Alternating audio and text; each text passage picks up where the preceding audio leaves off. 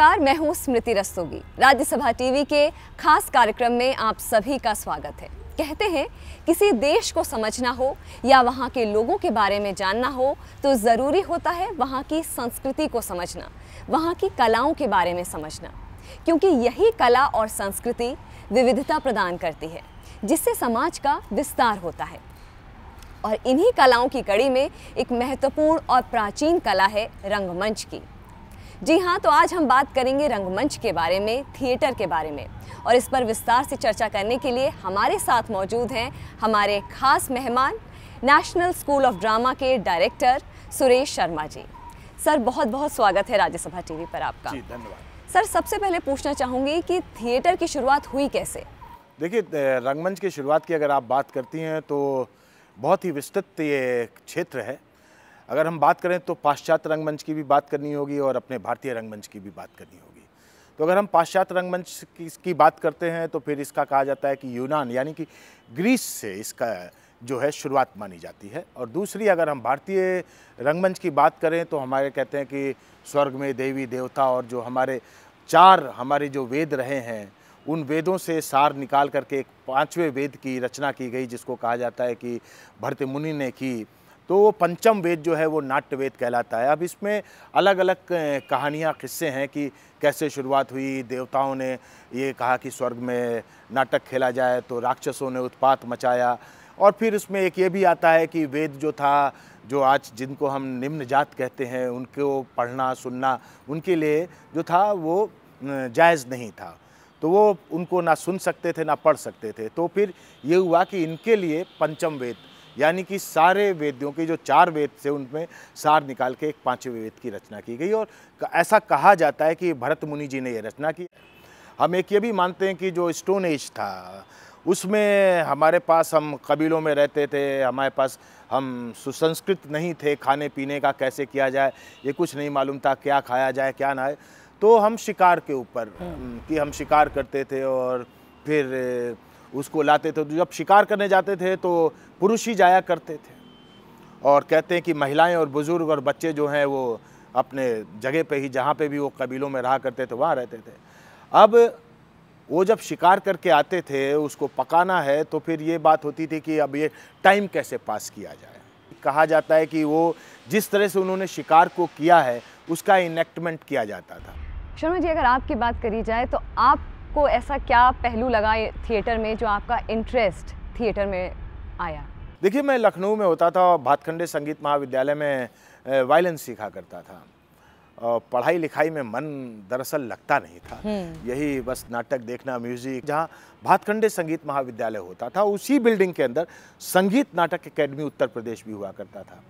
तो संगीत सीखने जाते थे, वायलिन सीखने जाते थे, इधर रिहर्सल हुआ करती थी। तो धीरे धीरे खड़े होकर देखते थे ये क्या चीखते चिल्लाते हैं।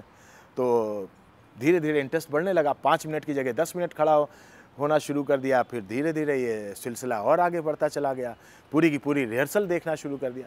तो मुझे लगा कि नहीं, अपनी बातों का कहने का सबसे सशक्त माध्यम जो है ये तो मैं धीरे से म्यूज़िक से जो है मैं रंगमंच की तरफ आ गया। और ये मतलब हमारी खुशकिस्मती रही कि मुद्रा राक्षस जी, अमृतलाल नागर साहब, शरद नागर जी, उस समय जो लखनऊ के कहा जाए, बात करें कि रंगमंच के जो स्तंभ थे, उन लोगों को काम करते हुए देखा, उनके सानिध्य में काम करने का मौका मिला।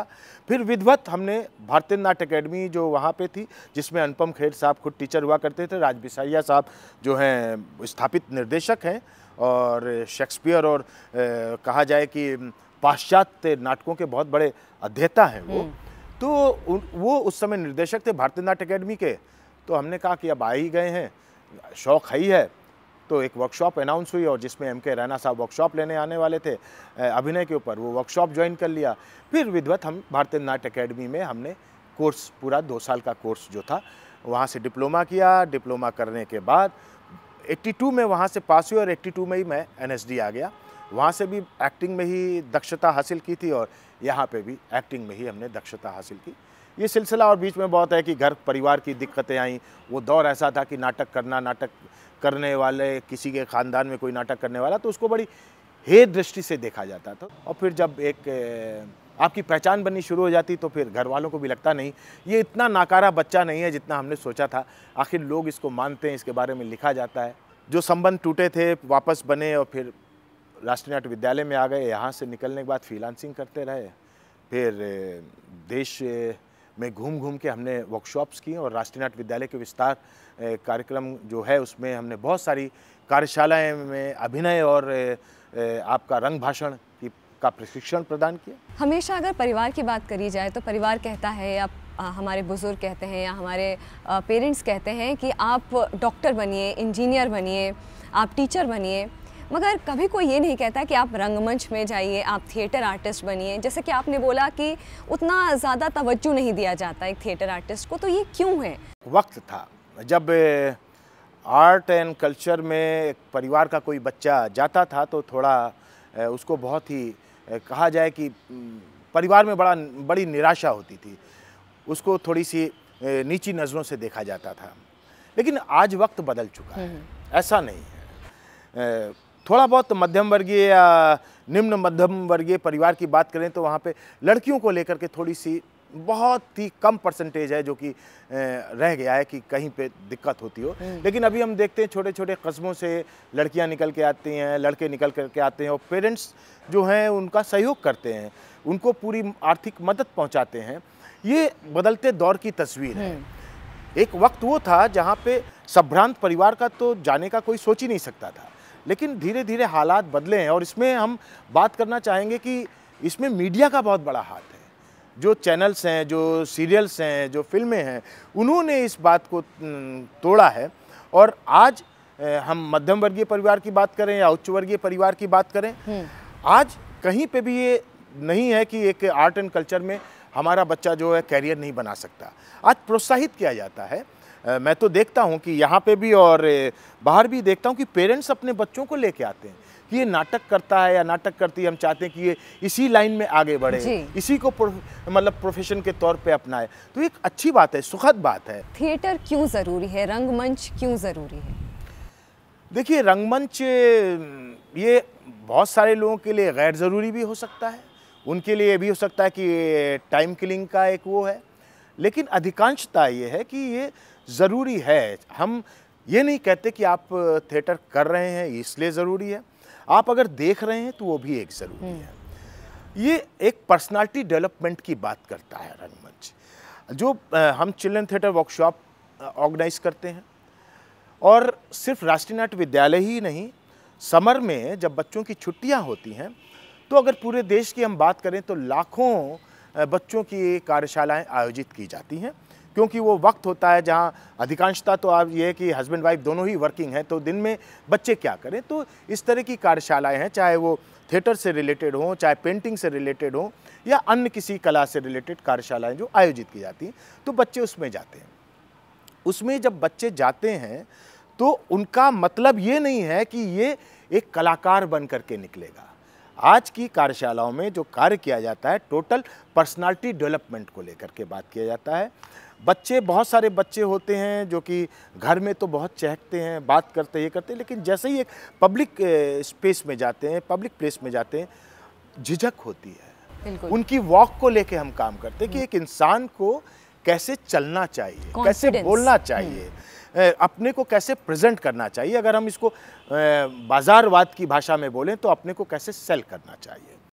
क्लासिकल थिएटर और मॉडर्न थिएटर, इनमें क्या अंतर है?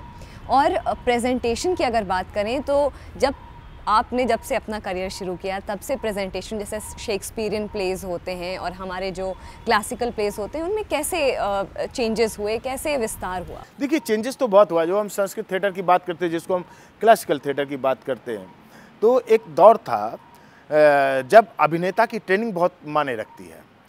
क्लासिकल थिएटर की अगर हम बात करते हैं तो अभिनेता को की जो प्रशिक्षण का दौर है, जो प्रोसेस है, वो बहुत कठिन था।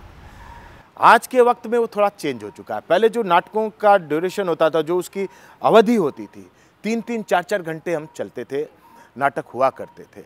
उस समय हमारे पास मनोरंजन के कोई साधन नहीं थे और इतना भाग दौड़ और आपाधापी ज़िंदगी में नहीं थी कि हम बहुत जल्दी संतुष्ट हो जाया करते थे। भौतिकतावादी युग में हर इंसान बहुत ज़्यादा जो है फास्ट हो चुका है, उसको हर कुछ चाहिए। जैसे कि आजकल जो यंग जनरेशन है उसको खाने का टाइम नहीं, इसलिए फास्ट फूड चाहिए, चलते फिरते हम खा सकते। उसी तरह से जो हम संस्कृत या क्लासिकल थिएटर की बात करते हैं वो धैर्य होता था, दर्शकों का के अंदर भी धैर्य होता था कि वो इत्मीनान से 3-3, 4-4 घंटे, और साउथ की बात करें तो वहाँ तो सारी सारी रात मंदिरों में चलता था और लोग धैर्य के साथ देखा करते थे। वक्त के साथ चीज़ें बदलती हैं, उसके भी स्वरूप बदला है। और जो आप बात करती कि क्या अंतर आया है, पहले के रंगमंच की बात करें तो पहले के रंगमंच में अभिनेता केंद्रित होता था, अभिनेता केंद्र में होता था, और जिसमें कहते हैं कि एक कंप्लीट अभिनेता होता था, उसको कंप्लीट अभिनेता के बनाने की दिशा की तरफ प्रशिक्षण दिया जाता था। उसको डांस भी आता था, सिंगिंग भी आती थी, अभिनय भी आता था, मतलब हर उसमें वो समृद्ध था। लेकिन वक्त चेंज हुआ, कंप्लीट अभिनेता का जो कॉन्सेप्ट था धीरे धीरे ख़त्म होना शुरू हुआ। अगर हम बात करें तो अगर भारतीय उसमें बात करते हैं तो बाबा कारन थे, हबीब तनवीर साहब थे, ये जो था जिनके उसके नाटकों के अंदर एक कंप्लीट अभिनेता की या टोटल थिएटर की हम बात कर सकते थे। अब तो टोटल थिएटर का भी कॉन्सेप्ट ख़त्म हो गया।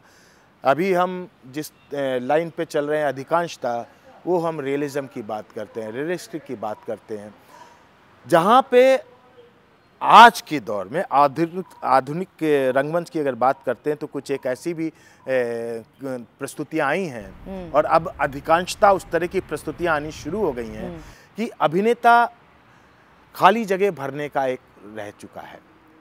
जो हम फिलिंग द गैप्स की बात करते हैं कि खाली जगह भरिए, अभिकल्पन यानी कि डिज़ाइनिंग इतनी ज़्यादा हावी हो चुकी है कि अभिनेता सिर्फ डिज़ाइनिंग का हिस्सा बन के रह रहा है।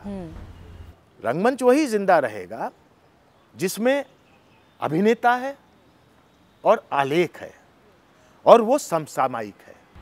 आप अभी भी थिएटर परफॉर्म करते हैं, परफॉर्मेंस देते रहते हैं। आप जो पहले का दौर था और जो अब का दौर है उसमें बतौर एक अभिनेता क्या आप डिफरेंस देखते हैं कि कैसा वो समय था और ये कैसा जो चेंजेस आए हैं वो कैसे हैं? आपने बहुत अच्छा सवाल किया है। क्या हम लोग का दौर था, मैं लगातार इस बात पे मुझे फ़ख्र है कि मैं इस उम्र में भी लगातार परफॉर्म करता हूँ। वो कहा जाए कि मेरी भूख है अभिनय। मैं सब कुछ छोड़ सकता हूँ, बड़े से बड़ा पद छोड़ सकता हूँ, लेकिन अभिनय करना नहीं छोड़ सकता, क्योंकि उसी ने हमें यहाँ तक की पहुँचाया है। अभिनय से ही मेरी पहचान बनी है और उसको मैं छोड़ नहीं सकता हूँ।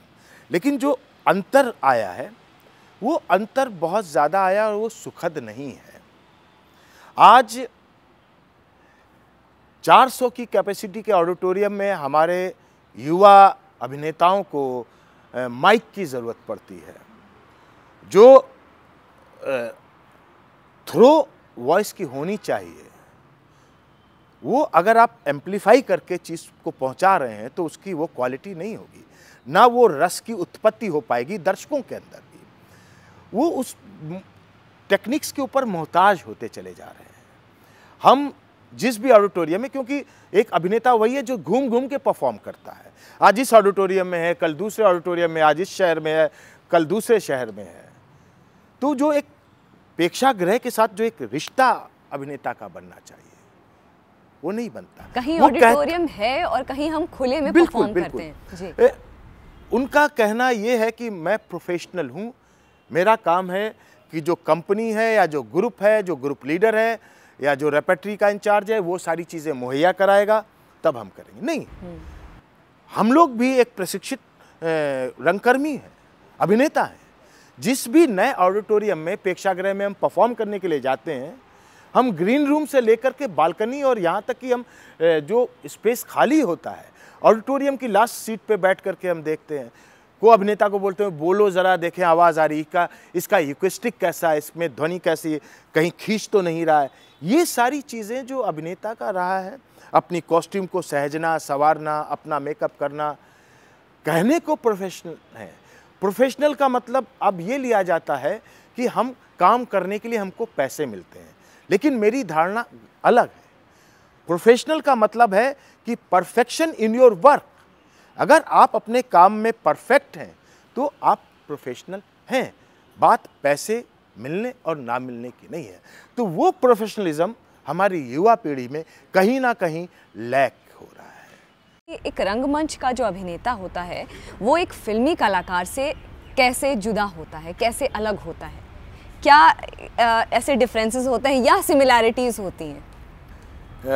क्योंकि अक्सर देख रहे हैं कि युवाओं को अगर उनसे बात करें तो अक्सर जो आज का युवा है वो एक्टिंग या थिएटर सीख करके सोचता है कि सिर्फ मुंबई जाना ही हमारा एक ऑप्शन होना चाहिए। तो कहीं जैसे ब्रेन ड्रेन होता है, वैसे थिएटर में टैलेंट ड्रेन नहीं होना चाहिए। देखिए, आपका कहना बिल्कुल सही है कि अधिकांशता ये होता है कि जो युवा पीढ़ी रंगमंच में आ रही है वो साल 2 साल काम करने के बाद वो मीडिया की तरफ जाती है। मेरा ये कहना है कि गलत नहीं है, अगर वो जाती है तो गलत नहीं है। ये उनके ऊपर निर्भर होता है कौन रंगमंच में रुकना चाहता है और कौन रंगमंच से एक अनुभव लेकर के वहाँ जाना चाहता है, क्योंकि दौलत और शोहरत सबको चाहिए होती जी। है। हम जब अलग अलग किस्म की ट्रेनिंग ले रहे होते हैं, हम अलग अलग शपथ ग्रहण करते हैं कि हम समाज की सेवा करेंगे, गरीबों के लिए ये करेंगे। मेडिकल साइंस की हम बात कर रहे हैं, तो जब आपकी सरकारी भी पोस्टिंग होती है, किसी गांव में पहली होती है, तो आप नहीं जाते हैं। आपका ख्वाब ये होता है कि हम एक किसी भी तरह से एक अपना नर्सिंग होम खड़ा करें और अपनी प्राइवेट प्रैक्टिस या एक दुकान चला लें।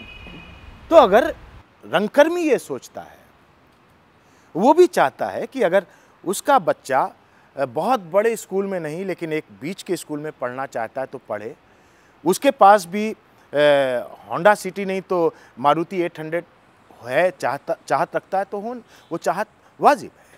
अगर वो चाहता है कि 2-3 बेडरूम नहीं 1 बेडरूम या एक स्टूडियो अपार्टमेंट उसके पास हो तो क्या गलत है?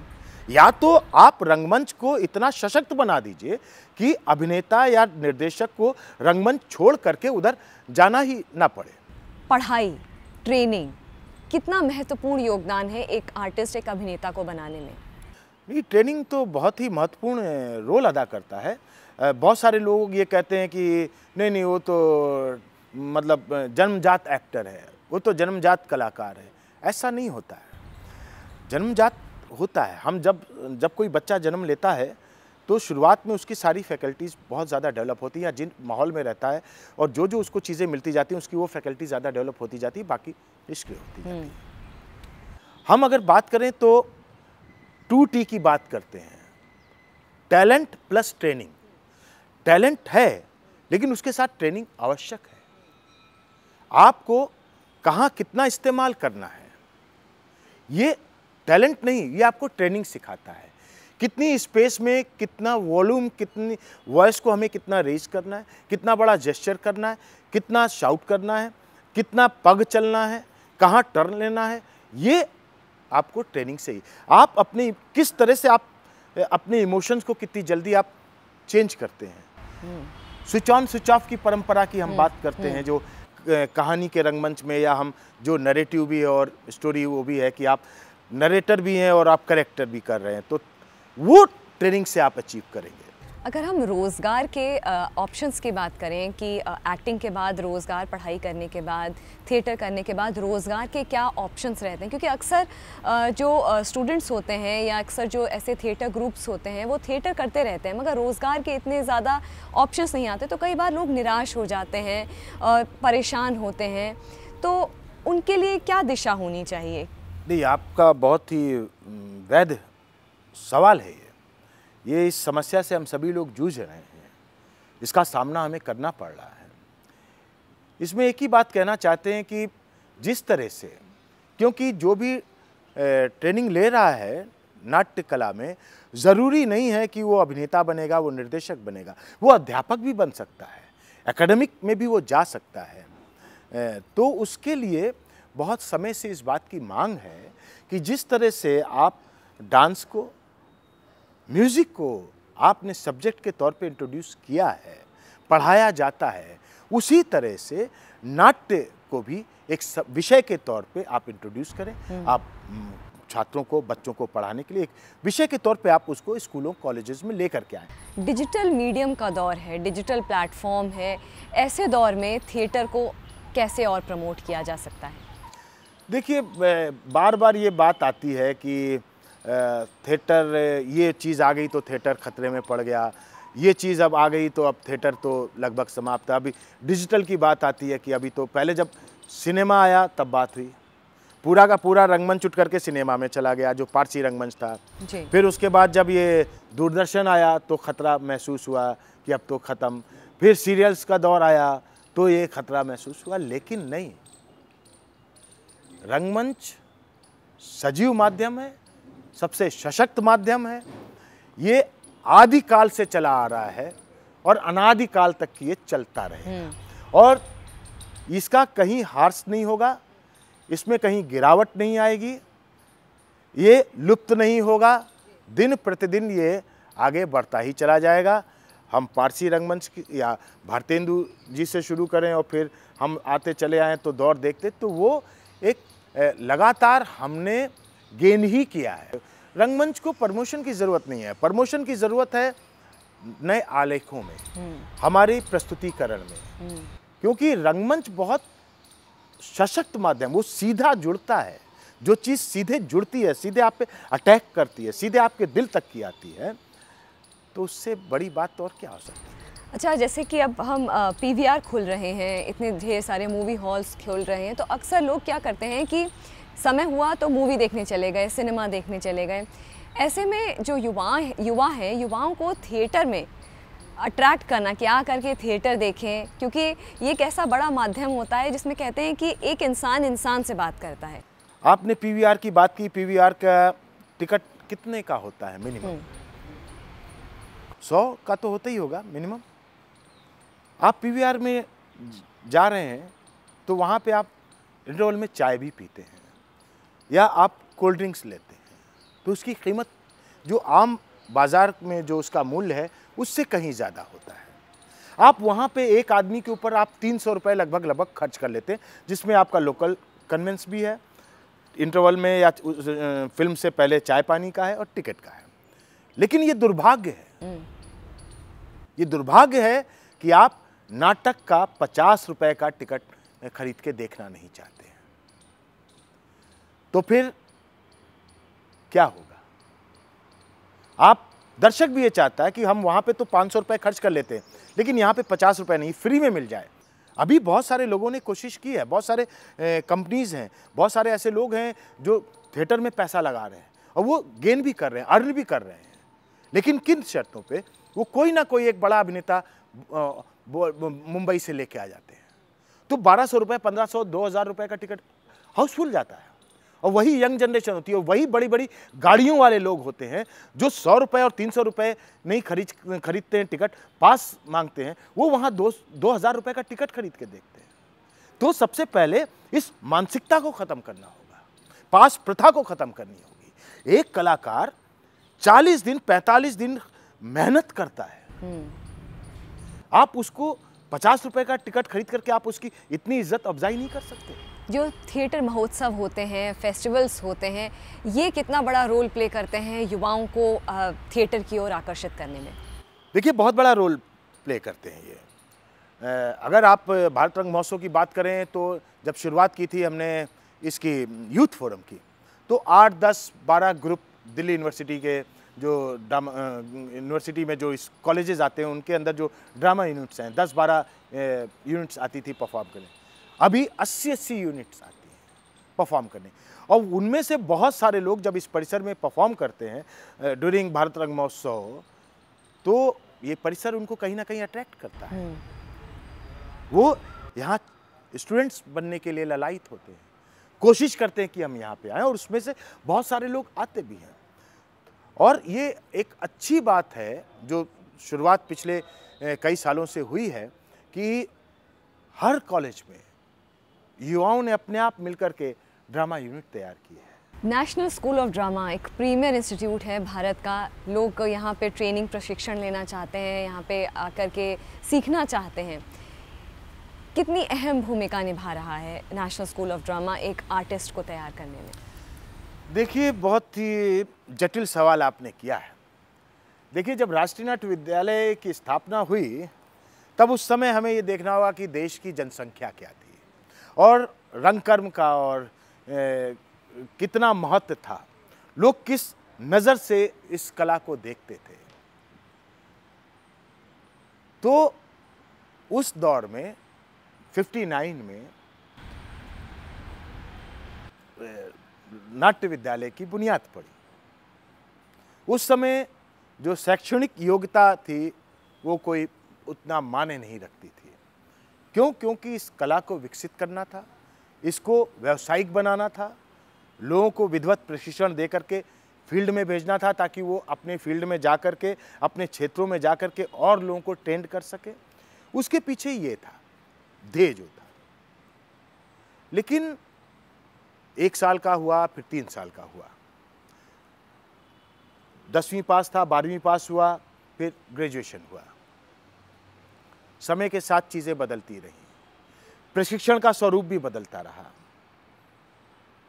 वेस्टर्न से फोक के ऊपर एम्फेसिस हुआ, फिर उसके बाद मॉडर्न उस पे आ गए, और अभी सब। पहले कलेक्टिव वो होता था, अब हमारे पास 3 हैं। आप डायरेक्शन में स्पेशलाइजेशन कर सकते हैं, एक्टिंग में कर सकते हैं, आप डिज़ाइनिंग में कर सकते हैं, और अभी एक नया कोर्स शुरू करने जा रहे हैं कि आप नाट्य लेखन में भी कर सकते हैं। समय के साथ ये विस्तृत होती रहेंगी, अलग अलग ब्रांचेज इसकी खुलती रहेंगी। लेकिन ट्रेनिंग बहुत इम्पॉर्टेंट है, और इस एशिया का सबसे बिगेस्ट इंस्टीट्यूट है। लेकिन क्या एक राष्ट्रीय नाट्य विद्यालय पूरे भारतवर्ष को फीड करने में सक्षम है?